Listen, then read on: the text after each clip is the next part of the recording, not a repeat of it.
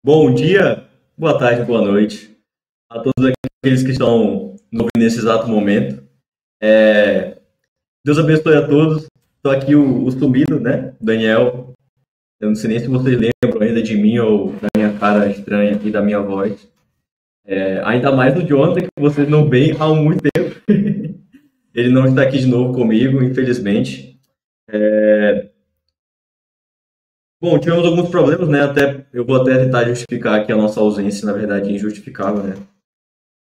Em parte, na verdade, é justificável, né? Porque a gente tem infelizmente, muita coisa, né? Ou felizmente, muita coisa para fazer, muitos compromissos de trabalho, de faculdade, de estágio, TCC, de Deus da mão, TCC, muita coisa.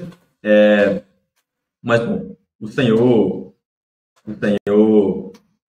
é bom demais, né? Felizmente, nós estamos conseguindo fazer as coisas e tentar dar toca um vídeo aqui, um vídeo ali e tal, dar uma animada no canal. Tem alguns assuntos a tratar, né? Primeiro de tudo, terminaremos, terminaremos Romanos, tá? Vocês podem ficar tranquilos que o Romanos será terminado.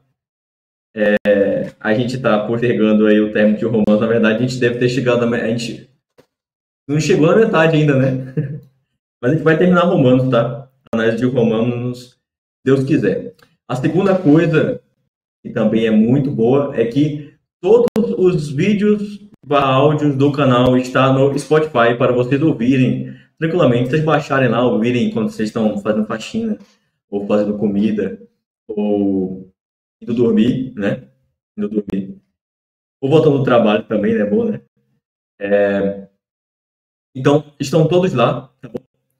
E fiquem à vontade para adicionarem lá o canal do Spotify. Eu vou colocar aqui na descrição, aqui embaixo, o link do Spotify. Coloquem também aí nos comentários, mandem pra gente, não sei, o local que vocês gostariam também que tivesse o Discípulo Libertário, para a gente poder estar adicionando lá para vocês ouvirem também, tá bom? Tranquilamente. Muita gente não consegue ouvir pelo YouTube mesmo, né? Tem o YouTube Premium, né? Bom, vamos lá. O que eu vim fazer hoje? Então, o que acontece? Hoje eu vim falar de Jó. Que maravilha. A questão é a seguinte, na verdade, esse vídeo aqui é um vídeo regravado, porque o outro vídeo a gente fez um vídeo sábado de ontem falando sobre o livro de Jó. Na verdade, acho que vai ser uma série de 3 a 4 vídeos falando sobre Jó.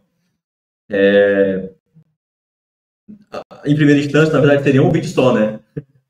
Mas eu acho que não vai dar para ser um vídeo só, porque Jó realmente é muita coisa. É um livro muito bom para a gente se estudar, né? Bom, vamos lá. Acontece que essa gravação que a gente fez sábado, a gente acabou tendo um problema com o primeiro vídeo, o áudio dele ficou muito ruim, então, infelizmente, a gente teve que deletar o vídeo inteiro. E o Jonas não pôde voltar para regravar o vídeo, né? Então aqui estou eu com essa missão dificílima de sintetizar novamente o que nós falamos e tentar passar para vocês como foi maravilhoso leitura de Jó, né? Bom, o que acontece? Jó é um livro que o Senhor já vinha falando muito comigo com um tempo para ler sobre Jó, falando sobre o homem que Deus busca, né? Inclusive o Vanjo tem até um livro, recomendo muitíssimo esse livro, O Homem que Deus Busca. Um livro assim, acho que dessa finura, assim, sabe, muito fino, mas é um livro muito, muito bom de se ler. Ele confronta muito com o nosso estilo de vida, confronta muito com a gente, né? Eu falo muito, muito com a gente através dessas pessoas, né? Bom, vamos lá. Jó. Qual é o intuito de ler Jó e por que a gente está parando tudo aqui para falar sobre Jó?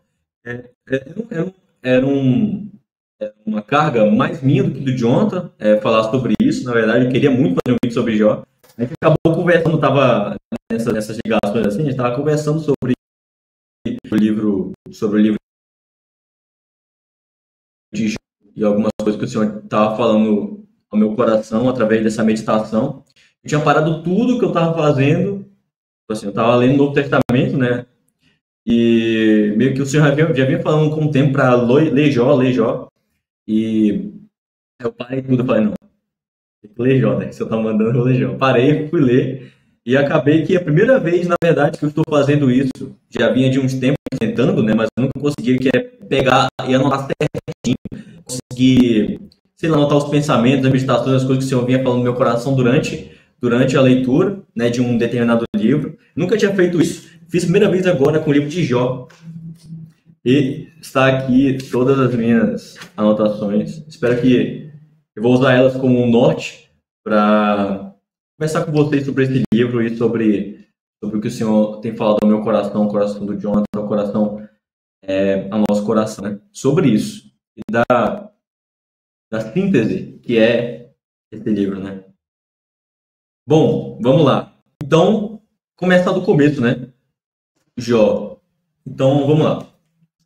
Jó, todo mundo conhece essa história, né? Na verdade, é uma história muito famosa. Até pessoas que, assim, que não estão no meio dos irmãos, no meio cristão em si, conhecem essa história. Uma história de resiliência, de resistência. Uma história de um homem que venceu as tribulações, perdeu tudo e depois foi exaltado novamente. Que maravilha. Mas Jó é um livro muito além disso, né? Eu vou até citar aqui uma frase que o Jonathan falou. Infelizmente, ele não vai estar aqui, né? Mas ele falou que Jó é um dos melhores livros para se entender Deus, né? Para se entender Deus e a sua natureza. Ou a tentativa, né? De tentar entender Deus, né? Porque assim, nós somos humanos, né? Nós não temos essa capacidade pura de entender o nosso Criador. A gente tenta, né? Mas essa tentativa de tentar entender, de tentar de ter comunhão, obter comunhão com Deus, né? Obter comunhão com Jesus, né? Ela é constante na nossa vida, né? Tem que ser constante na nossa vida, que buscamos fazer a vontade de Deus, né? Tomar a cruz, segui-lo, sermos seus discípulos, né? Discípulos de Jesus, né? E para isso nós temos que ter uma rotina diária de santificação, né? Em si, de andar em santidade, andar que eu digo no dia a dia mesmo, né? Fazendo a vontade de Deus, né? E lutando contra a nossa própria vontade, né? Bom, vamos lá. Jó é, além de um livro sobre, entre aspas, resistência, resiliência e exaltação no final, né? Ele é além disso. Eu concordo plenamente com o Jonathan, que ele fala que é um livro que a gente consegue entender mais a Deus, né? E eu vou começar aqui do comecinho, né? Jó. Tenho aqui minhas anotações, estou aqui com minha cola. Estou com a minha colinha. Então, vamos lá. Eu não vou falar capítulo por capítulo, eu vou falar o que me chamou mais atenção, o que foi indo, né? Se vocês quiserem ir me acompanhando aí com o tempo, fiquem à vontade, tá? Bom, vamos lá. Jó, capítulo 1, versículo 1 e capítulo 1, versículo 8, diz praticamente as mesmas coisas, né? O que é interessante de Jó é que Deus, ele dá testemunho de Jó. Olha que coisa. Quantas pessoas na Bíblia a gente pode dizer que Deus deu testemunho, né? No versículo 1:8, no capítulo 1:8, Deus diz bem assim: perguntou ainda o Senhor a Satanás: observaste meu servo Jó? Porque ninguém há na terra semelhante a ele, homem íntegro e reto, temente a Deus e que se desvia do mal. Pessoal, então, nesses dois versículos, no 1 e no 1:8, Deus dá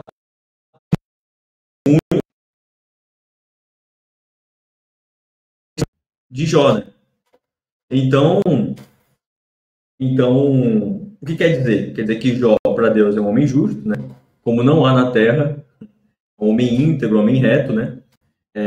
E como que se vai esse começo da história de Jó? Então, assim,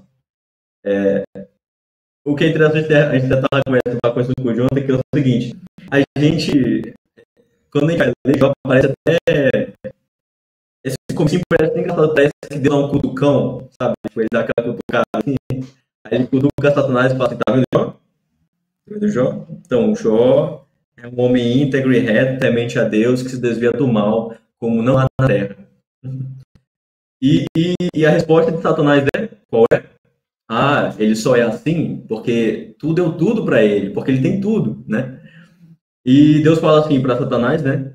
Sintetizando, ele fala assim: bom, então tudo que ele tem está no teu controle. Agora, tu não toca no corpo dele, né? Tu não toca em Jó em si. Né? E o que acontece que é do versículo 13, capítulo 1, do versículo 13 até o versículo 19, e Jó pede tudo. É impressionante a cascata de eventos que acontece entre esses 6 versículos, né? Do 13 ao 19, que é Jó perdendo tudo. Perdeu o gado, perdeu o filho, perdeu casa, perdeu propriedade, perdeu tudo. Era de tudo, tornado. Bom, ele perde tudo, né? E Jó, ele era um homem que ele era extremamente rico. Lá no versículo 4, no versículo 3, capítulo 1, versículo 3, diz que o Jó era de maneira que este homem era o maior de todos os do Oriente. Então, para você ter uma ideia do quanto ele era bem sucedido, né? Bem sucedido. Jó perde tudo em um dia. Em um dia perde tudo. E o que chama atenção posteriormente a isso é que depois dessa cascata de eventos toda em um dia, ele recebe essas notícias, né? De que os filhos morreram, de que perdeu propriedade, de que perdeu todo o gado, toda a cabeça de gado, de ovelha, de propriedade, tudo. E diz assim, no versículo 20, diz assim: então Jó se levantou, rasgou o seu manto, raspou a cabeça e lançou-se em terra e adorou. E disse: nu saí do ventre de minha mãe e nu voltarei. O Senhor o deu e o Senhor o tomou. Bendito seja o nome do Senhor. Em tudo isso, Jó não pecou, nem atribuiu a Deus falta alguma. E o que é interessante desses versículos, nessa parte final que ele fala assim, que ele não atribuiu a Deus falta alguma, o que é interessante é que no original, esse falta, ele é a mesma coisa que loucura. Então ele não atribuiu a Deus injustiça, loucura alguma, entendeu? Mesmo depois de ter perdido tudo, né? E o que é interessante posterior a isso é que novamente Deus chega a Satanás, né? E ele dá, entre aspas, essa cutucada. Ele fala assim, no capítulo 2, versículo 3, diz assim: perguntou o Senhor a Satanás: observaste o meu servo Jó? Porque ninguém há na terra semelhante a ele, homem íntegro e reto, temente a Deus, e que se desvia do mal. Aí, depois disso que me chamou a atenção, ele fala assim: ele conserva a sua integridade. Olha só, não tinha isso no versículo 8. Agora tem no versículo 3, agora do capítulo 2. E diz assim: embora me incitasse contra ele para o consumir sem causa. E posteriormente isso, Satanás fala assim: ele não te amaldiçoou ainda porque você não tocou no seu corpo, né? E Deus dá a permissão para Satanás tocar no corpo de Jó, né? Mas ele fala assim: poupa-lhe a vida, né? Poupa-lhe a vida. E posteriormente a isso, Jó, ele é tomado de tumores malignos. A Bíblia diz, no versículo 7, capítulo 2, versículo 7, diz que Satanás feriu a Jó de tumores malignos desde a planta do pé ao alto da cabeça. Então imagine essa situação, né? Imagina essa situação. E olha só o versículo 8 que diz bem assim: Jó, sentado em cinza, tomou um caco para com ele raspar-se. Eu fico pensando, imaginando a situação de Jó nessas horas, né? Porque imagine a situação, né? Um homem que perdeu tudo, né? Perdeu tudo, e ele é ferido da planta do pé ao topo da cabeça de tumores malignos. Quem é da área da saúde aí já viu um tumor cutâneo, né? de pele, um câncer de pele avançado, uma dermatite muito avançada, uma queimadura de terceiro grau, você sabe como é, né? Como é agoniante, né? É agoniante ver isso. É doloroso demais, demais, demais, demais. É muito, muito torturante, sabe? Torturante. Eu já tive essa experiência alguma no HC aqui no hospital, né? Então, assim, você vê isso já é chocante, né? Imagina você sofrer isso, né? E isso é algo realmente que tocou muito, assim. Eu fiquei pensando, cara, e ele pegando o caco para se raspar, né? Imagina a situação, tipo, tirando pus, tirando pele morta, né? Muito disso tem muita pele morta, de cicatrizes, e por aí vai, né? Então a gente imagina a situação em que Jó se encontra. É uma situação de extrema vulnerabilidade, doença, tristeza em si. É algo, né? Dificilmente qualquer um de nós assim passaria por isso, né? Só da doença falando em si, né? Fora os outros problemas psicológicos, né? As outras questões psicológicas, né? Então acontece que Jó é ferido da planta do pé ao topo da cabeça. E no versículo 9, capítulo 1, versículo 9, diz o seguinte: diz que a esposa dele, acho que acredito que muitos conhecem também essa parte, a esposa dele chegou para ele e disse assim: ainda conservas a tua integridade? Amaldiçoa Deus e morre. Então, olha que esposa, né? Que esposa, né? E ela fala, né? Pô, amaldiçoa Deus logo e morre. Olha toda a situação, né? E a resposta de Jó posteriormente a isso, no versículo 10, é o seguinte: falas como qualquer doida. Temos recebido o bem de Deus e não receberíamos também o mal? Em tudo isto não pecou Jó com seus lábios. Então a situação de Jó é contra tudo, contra todos, né? Uma situação muito, muito complicada, né? Bom, e depois disso, o interessante também, antes de a gente começar, esse aqui é só a introdução, né, para o contexto que é o de Jó, porque esses dois capítulos eles são uma introdução do que vai ser os próximos 39 capítulos, acho que são 42 capítulos do livro de Jó. Os próximos 39 capítulos, 40 capítulos, mais ou menos, que é de conversas entre os amigos de Jó, né, e ele, e depois, posteriormente, entre Deus e Jó. E para contextualizar a situação em que ele e os amigos estão, é o seguinte: no versículo 11 ao 13, ele contextualiza isso bem. Que é falando o seguinte: ouvindo a situação de Jó, os amigos dele foram ter com ele. Né? E aí ele faz Bildade, Zofar, né? E vai ter mais um no finalzinho também. Esse último amigo, o amigo sensato no final também vai ter mais um. Mas esses são os principais, né? Os amigos que vão fazer o contraponto com Jó, né? Todo esse livro, né? E no versículo 12 diz o seguinte: levantando eles de longe os olhos e não o reconhecendo, ergueram a voz e choraram. E cada um rasgando seu manto, lançava pó ao ar sobre a cabeça. Né? Sentaram com ele na terra 7 dias e 7 noites, e nenhum lhe dizia palavra alguma, pois viam que a dor era muito grande. Então, é assim, eu imagino essa situação, eu gosto de me colocar no lugar, né? Imaginando a situação que está acontecendo, né? A imagem. Então, os amigos de Jó veem ele ao longe, né? Nossa, e choram, levantam ao longe aos olhos, e não reconhecendo, ergueram a voz e choraram, né? E cada um rasgaram seu manto, jogaram pó sobre a cabeça, sentaram com ele na terra, e ficaram 7 dias e 7 noites calados. Imagina o clima, 4 homens calados, por 7 dias seguidos. Né? Então, assim, a dor era muito grande. E, posteriormente a isso, agora que vai começar a análise em si, análise não, a meditação, algumas coisas que veio. Esse aqui é só o contexto de como vai começar Jó e seus amigos e o contraponto que eles vão fazer e como é que vai ser esse livro, né? Então vamos lá. Bom, no capítulo 3, né,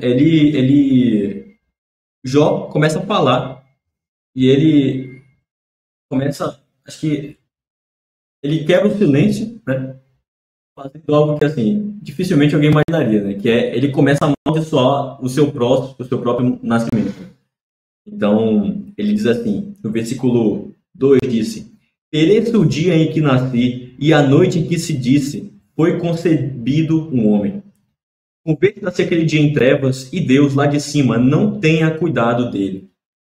Então, pelo capítulo 3 inteiro, ele começa a fazer ele começa a amaldiçoar o dia que ele nasceu. E ele amaldiçoa. E depois disso, depois que ele meio que dá esse, eu vejo mais, quase como um desabafo, né? Quase como um desabafo, ele, no capítulo 4 vai começar o contraponto dos amigos de Jó, começando com ele faz, né? O primeiro amigo que responde ele. E o que chama a atenção dessa resposta do capítulo 4 é do versículo 17 até o versículo 21. Para mim, me chamou muito a atenção. Que é, olha o que ele fala. Ele fala o seguinte, seria porventura um mortal justo diante de Deus? Isso daí é o capítulo 4, versículo 17, tá? Seria acaso um homem puro diante do seu Criador? Eis que Deus não confia nos seus servos e aos seus anjos atribui imperfeições. Quanto mais aqueles que habitam em casas de barro, cujo fundamento está no pó, e são esmagados como a traça. Nascem de manhã e à tarde são destruídos. Perecem para sempre, sem que disso se faça caso. Se lhes corta o fio da vida, morrem e não atingem a sabedoria. E aqui começa o primeiro dos pontos dos amigos de Jó contra ele, que é que nenhum homem é justo, né? Nenhum mortal é justo diante de Deus, né? É claro que ele faz e seus amigos não conheciam a visão de Deus e o testemunho que Deus deu de Jó no começo, né? No versículo 1. No versículo 1 e no capítulo 1, versículo 8, que eu falei que é sobre não há outro homem justo como ele na terra, tal, né? Ele faz não conhecia isso e nem Jó sabia disso, né? Acho que Jó só tinha a pura consciência, a consciência pura de que assim, pô, eu não faço nada contra o meu Criador, eu sigo à risca as suas regras, seus preceitos, né? Seus mandamentos. Bom, a gente vai falar isso mais pra frente, né? Mas como é que fica a situação aqui, né?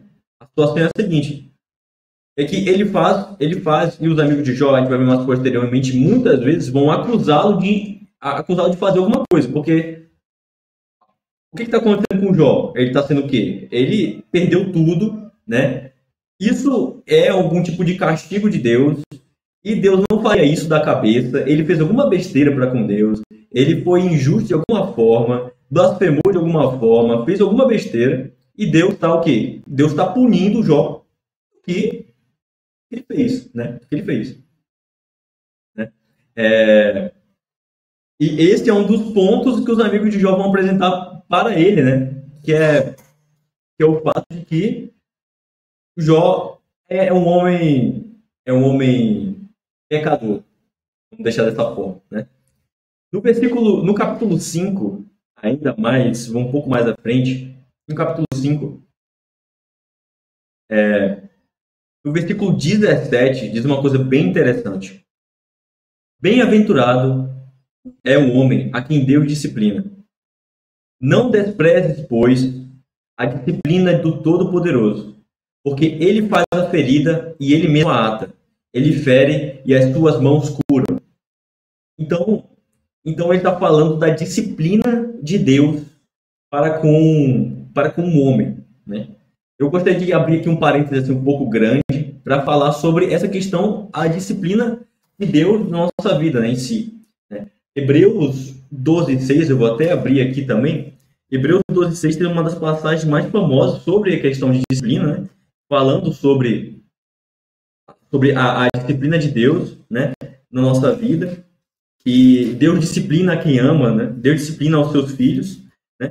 E Hebreus 12:6 diz o seguinte, ó. Diz o seguinte: Filho meu, não menosprezes a correção que vem do Senhor, nem desmaieis quando por ele és reprovado. Porque o Senhor corrige a quem ama e açoita a todo filho a quem recebe. É para a disciplina que perseverais. Deus vos trata como filhos. Pois que filho há que o pai não corrige? Mas, se estáis sem correção, de que todos se têm tornado participantes, logo, sois bastardos e não filhos. Isso é um versículo muito, muito interessante. Tem também Deuteronômio 8:5. Deuteronômio 8:5 diz também uma coisa muito interessante, que fala o seguinte, ó. Deuteronômio 8:5 fala o seguinte. Diz assim: Sabe, pois, no teu coração que, como o homem disciplina seu filho, assim te disciplina o Senhor teu Deus. Então ele faz esse ponto também de que somos filhos, temos um pai celeste, né? Acima de tudo. E ele é um pai que disciplina seus filhos, né? E nós temos que agir de acordo com isso, né? Reconhecendo a disciplina que vem da parte do Senhor, agindo de acordo com ela, aceitando, se arrependendo, mudando de atitude, né? Mudando de atitude, né? Lá em Provérbios, acho que Provérbios 2:22, eu acho que fala, disciplina a criança no caminho que deve andar, e ainda quando for reto, e ainda quando for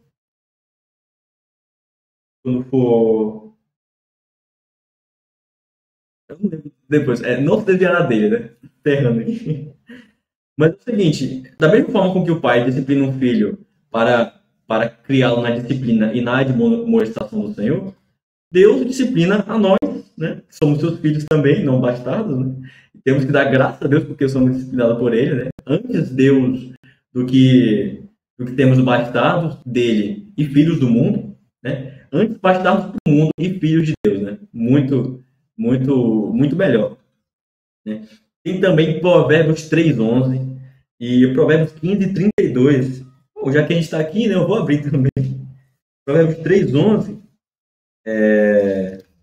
ele fala o seguinte: Filho meu, não rejeiteis a disciplina do Senhor, nem te enfades na sua repreensão, porque o Senhor repreende a quem ama, assim como o pai ao filho a quem quer bem. E o 15:32, Provérbios 15:32 diz o seguinte: O que rejeita a disciplina menospreza a sua alma, porém o que atende à repreensão adquire o entendimento.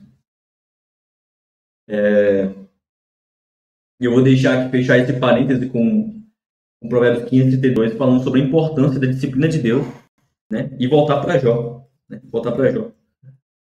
E eu só quis abrir esse parênteses, né?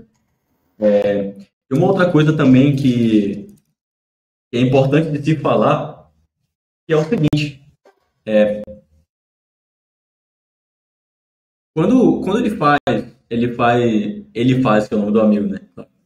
Ele começa, ele fala no capítulo 4, versículo 17, e como pode, né, um mortal ser justo diante de Deus? Seria acaso um homem puro diante do seu Criador? Né? Quando ele fala isso, tem um ponto que eu gostaria de colocar também, que o Jonathan colocou muito bem no, no, no vídeo que a gente não viu lá, infelizmente. Não sei se eu vou conseguir colocar também. Que é o fato de que, por natureza, nós não somos consumidos, né, pela ira de Deus, né, falando assim, a terra em si, porque as misericórdias de Deus se renovam cada manhã, né? Porque nenhum de nós merece a misericórdia de Deus, merece o amor que provém de Deus. Nenhum de nós merece isso, né? E é verdade, né? quantos mortais que viveram na Terra, né, que são considerados justos e dignos perante Deus, né? Lá em Romanos, a gente tinha até falado, tem um versículo lá que fala: bem-aventurado o homem que Deus não atribui pecado, né? Bem-aventurado, essa coisa maravilhosa. Então, Deus é um pai bondoso, é um pai misericordioso, né? É um pai que de muitas formas, né, ele poderia acordar aqui e falar assim: pô, cara, já deu isso aqui, já deu completamente essa raça que fica me negando todos os dias, né? E eu volto aqui para um ponto que eu gostaria muito de colocar aqui, que é no livro, eu não sei se quantos aqui já leram o livro do Vancho, que é chamado O Homem que Deus Busca. E lá tem um versículo, né? Tem um capítulo que ele fala sobre essa questão em si, né? Tem até um versículo em Ezequiel 63:5, eu acho. Não vou conseguir achar aqui agora. E ele fala que Deus procurou por sobre a terra, né, um homem que ele considerasse justo, né? E ele não se achou, né? Ele ficou admirado de não achar esse homem, né? E eu imagino assim a situação e a frustração mesmo de Deus de tentar procurar por sobre a terra, por bilhões de pessoas, um homem que seja o mínimo segundo o seu coração, sabe? Mas Deus não acha, sabe? E como a gente tem que procurar isso? Procurar ser um homem que Deus busca, a mulher que Deus busca, né? As mulheres que estão me ouvindo aí. O que para nós é o que Deus busca é diferente do que para ele busca. O jovem rico, ele é o próprio exemplo disso, né?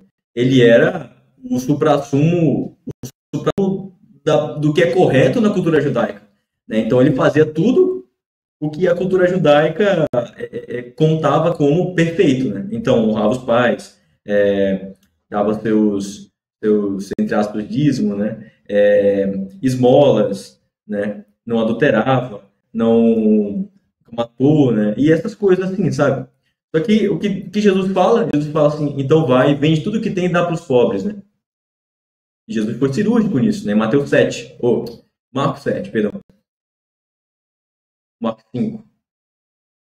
Eu acredito que seja Marcos 5, o jovem rico.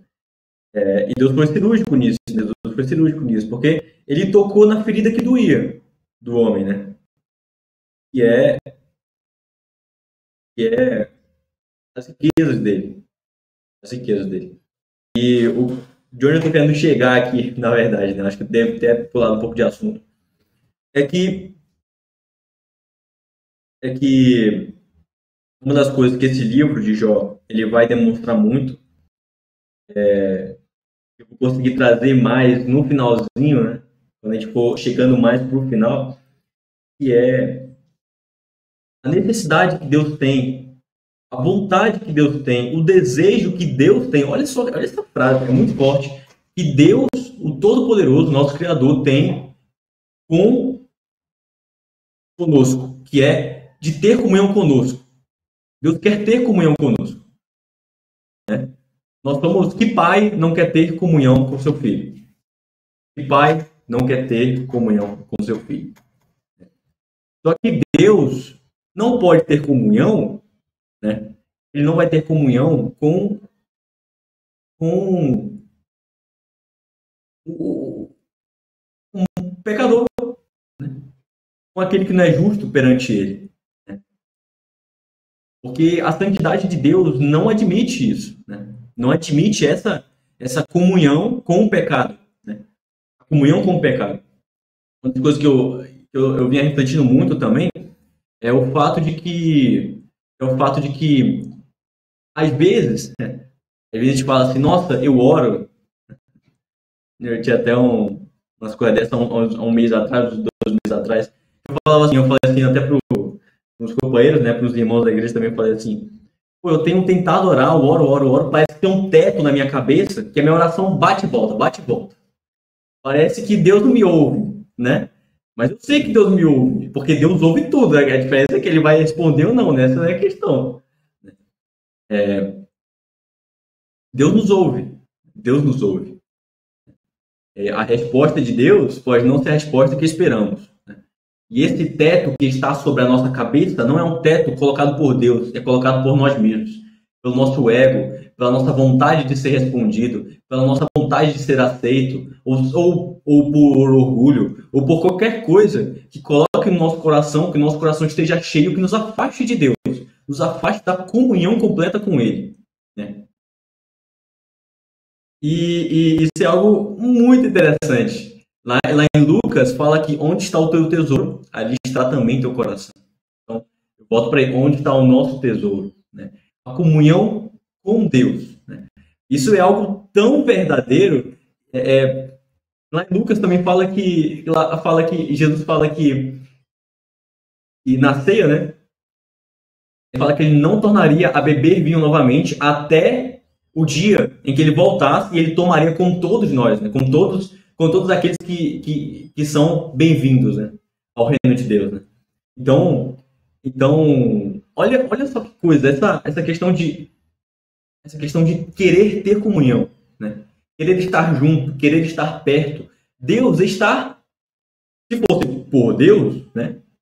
Vou até colocar aqui, se fosse por Deus, Deus estaria sempre perto, né? Mas o homem, nós mesmos nos afastamos de Deus. Nós mesmos, nosso coração que é mau, o desígnio do homem é mau desde a sua mocidade, está lá em Gênesis 8, né? É mau o desígnio do homem desde a sua mocidade, desde a sua juventude. Então, o homem é complicado, né?